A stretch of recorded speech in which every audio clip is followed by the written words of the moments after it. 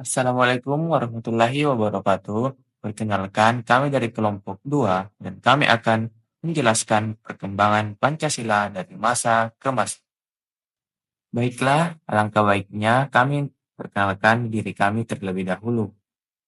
Baiklah, saya akan mulai dari Akram Maulana Hasan, Faisya Marsha Alfrina, Aksel Aril, Arinal Hidayat, Muhammad Fadli Samudra, Nosterisa Amora, M. Syawal Saloko, S. Tayyibu, Muhammad Rafli Yusuf, Naifa, dan Fiona F. Momong. Nah, teman-teman, sebelum kita memulai membahas materi, pertama-tama kita harus mengetahui terlebih dahulu apa itu Pancasila. Nah, Pancasila adalah dasar negara Indonesia yang menjadi landasan ideologi dan pandangan hidup bangsa. Kata Pancasila sendiri berasal dari bahasa Sanskerta, yaitu panca berarti lima, dan sila berarti prinsip atau asas. Dengan demikian, Pancasila terdiri dari 5 prinsip dasar yang menjadi pedoman dalam berkehidupan, berbangsa, dan bernegara. Nah, tidak mungkin kan kalian melupakan apa saja Pancasila itu? Lah, tanpa berbasa-basi lagi, mari kita lanjut ke materinya. Pancasila dari masa ke masa. Nah, ada 3 poin penting yang akan kami bahas dari perkembangan Pancasila dari masa ke masa. Yang pertama adalah pada masa Orde Lama atau awal kemerdekaan. Yang kedua adalah pada masa Orde Baru. Dan yang terakhir adalah pada masa reformasi. Nah, penjelasan yang akan kami buat sangatlah terperinci serta detail. Kemudian kami juga menambahkan reka adegan untuk memudahkan para penonton untuk mengerti apa yang kami bahas. Sekarang kita akan bahas mengenai pelaksanaan Pancasila pada awal kemerdekaan. Yaitu kira-kira pada tahun 1945 sampai 1959. Nah, pada periode ini penerapan Pancasila sebagai dasar negara dan pandangan hidup itu mengalami berbagai macam masalah, yaitu adanya upaya untuk menggantikan Pancasila sebagai ideologi dan penyimpangan terhadap nilai-nilai Pancasila. Jadi pada awal kemerdekaan ini bisa dibilang merupakan masa-masa yang sulit. Kenapa? Karena pelaksanaan dan implementasi dari Pancasila itu memang benar-benar belum 100% terimplementasi dengan sepenuhnya. Nah, sekarang kita lihat apa saja bentuk upaya dari pergantian Pancasila dengan ideologi yang lain. Nah, yang pertama pada awal kemerdekaan itu ada upaya untuk menggantikan ideologi Pancasila dengan ideologi komunis. Jadi yang pertama pada saat itu ada terjadi pemberontakan Partai Komunis Indonesia ataupun yang biasa dikenal dengan PKI.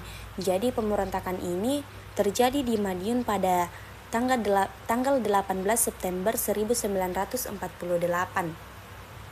Yang mana pemberontakan ini dipimpin oleh Musso, dan tujuan diadakannya pemberontakan ini yaitu untuk mendirikan negara Soviet Indonesia yang berideologi komunis. Jadi dengan kata lain pemberontakan tersebut akan mengganti Pancasila dengan paham komunis, tapi pada akhirnya pemberontakan ini dapat digagalkan. Nah, sekarang kita lanjut yang kedua, itu ada upaya pemberontakan Darul Islam Tentara Islam Indonesia ataupun yang biasa kita kenal dengan DITII. Jadi pemberontakan ini ditandai dengan didirikannya Negara Islam Indonesia atau NII, yang mana pemberontakan ini dipimpin oleh Sekar Maji Marijin Kartosuwiryo dengan tujuan untuk mengganti Pancasila sebagai dasar negara dengan syariat Islam. Nah, pemberontakan ini cukup lama terjadinya. Jadi Kartosuwiryo bersama para pengikutnya ini baru bisa ditangkap pada tanggal 4 Juni 1962. Jadi pada pemberontakan ini cukup lama, tahun 1949 sampai ditangkapnya itu tahun 1962. Nah, jadi pada pemberontakan DITII ini mereka melakukan perusakan dan pembakaran rumah-rumah penduduk, pembongkaran jalan-jalan kereta api, perampasan harta benda milik penduduk, serta melakukan penganiayaan terhadap penduduk. Yang ketiga yaitu pemberontakan Republik Maluku Selatan atau yang biasa kita kenal dengan RMS. Nah, pemberontakan ini Pemberontakan Republik Maluku Selatan ini merupakan salah satu dari gerakan separatisme, yaitu gerakan yang ingin memisahkan dirinya dari Indonesia. Ya, gerakan ini dipimpin oleh Christian Robert Stephen Soumokil dengan tujuan untuk membentuk negara sendiri yang mana negaranya itu didirikan pada tanggal 25 April 1950. Nah, namun pemberontakan ini dan pasukan ini berhasil dikalahkan oleh militer Indonesia pada November 1962. Nah, sekarang kita masuk ke poin yang terakhir, yaitu poin keempat, yang dimana adanya pemerintah revolusioner Republik Indonesia atau Perjuangan Rakyat Semesta, yang mana biasa kita kenal dengan PRRI Persmesta. Ya, jadi pemberontakan ini dipimpin oleh Syarifuddin Prawiranegara dan Fechne Samuel.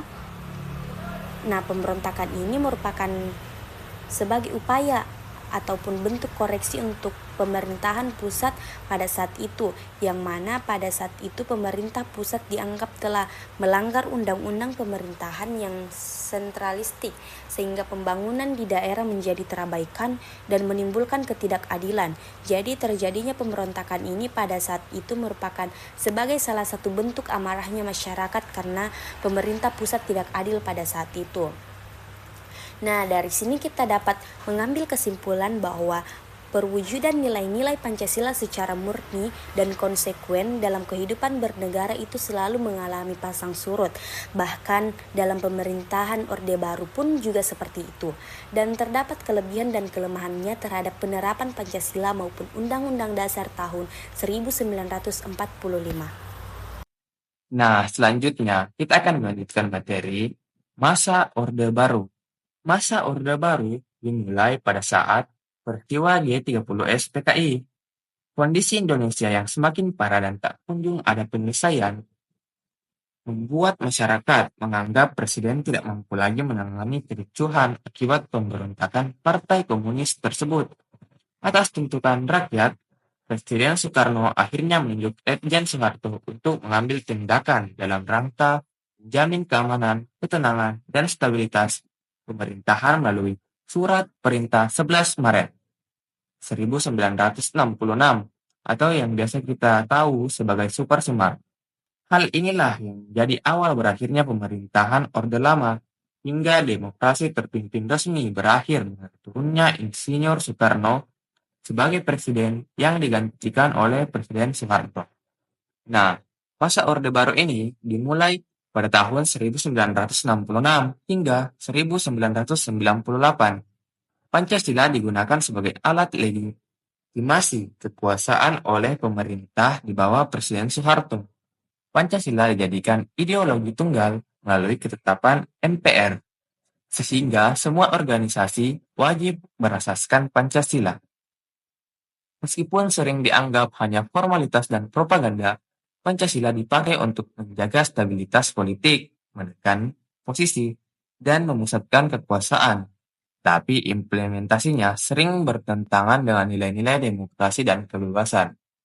Nah, bicara tentang masa Orde Baru ini dibilang cukup sangat lama karena berada di bawah perintah Presiden Soeharto, dan Presiden Soeharto sendiri menjabat sebagai presiden terbilang sangatlah lama, bahkan menjadi presiden terlama untuk menjabat untuk negara Republik Indonesia.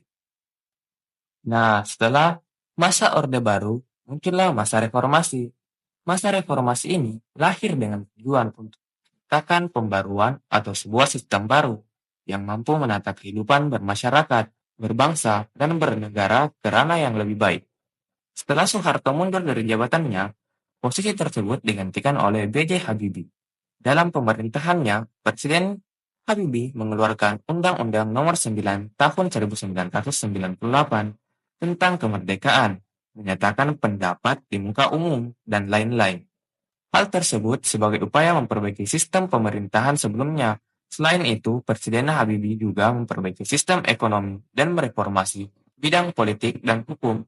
Mulai pada masa reformasi, penerapan Pancasila sebagai ideologi negara terus digaungkan hingga saat ini.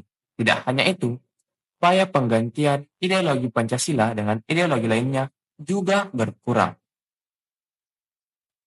Nah, kita telah berada di ujung video. Maka dari itu, biarkan saya untuk merangkum kembali penjelasan-penjelasan tadi dengan menjelaskan penutup berikut. Perkembangan Pancasila dari masa ke masa mencerminkan dinamika perjalanan bangsa Indonesia. Pada masa awal kemerdekaan atau Orde Lama dan Orde Baru, Pancasila difungsikan untuk stabilitas politik, meski masih sering sekali disalahgunakan sebagai alat kekuasaan. Kemudian, pada masa era reformasi, Pancasila kemudian ditekankan sebagai pedoman moral dan ideologi yang mendukung demokrasi, hak asasi manusia, dan pluralisme. Melalui berbagai tantangan tersebut, Pancasila telah melalui berbagai perubahan, tetapi Pancasila tetap menjadi fondasi utama dalam menjaga persatuan dan keutuhan bangsa. Upaya menghayati dan mengamalkan nilai-nilainya secara konsisten dan relevan tetap diperlukan agar Pancasila dapat terus menjadi panduan dalam menghadapi tantangan pada zaman ini, bahkan zaman-zaman selanjutnya. Saya rasa itu saja pemaparan materi-materi perkembangan Pancasila dari masa ke masa oleh kelompok 2 dari kelas DKVB. Terima kasih telah menonton.